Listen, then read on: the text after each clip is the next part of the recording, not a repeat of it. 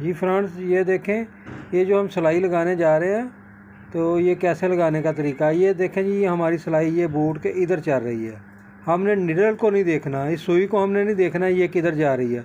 हमने सिर्फ़ और सिर्फ इसको फॉलो करना है कि ये सिलाई हमारी इधर जा रही है। ये जो बूट हमारा लगा हुआ है ये कहाँ पे चल रहा है, सिलाई के किधर चल रहा है, इसके हिसाब से हमने सारी सिलाइयाँ लगानी है। ठीक है ना। नीडल की तरफ आपने देखना भी नहीं है, आपने सिर्फ इसको फॉलो करना है कि ये वाले बूट को फॉलो करना है कि ये सिलाई किधर चल रही है। ये देखें जी, ये फ्रेंड्स मैं गलाई की तरफ आ गया हूँ। अब गलाई पे आपने ऐसे एक एक टांका करके लगाना है। अगर आप स्पीड से लगाएंगे तो आपकी अलाइनमेंट ख़राब हो सकती है सिलाई की।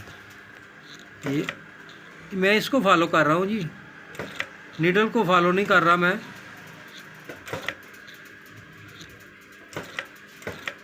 क्योंकि ये इसको मैं देख रहा हूँ कि ये हमारा जो बूट है ये किधर जा रहा है, उसकी जितनी सिलाई हम पीछे लेके आ रहे हैं उसके हिसाब से आ रहा है।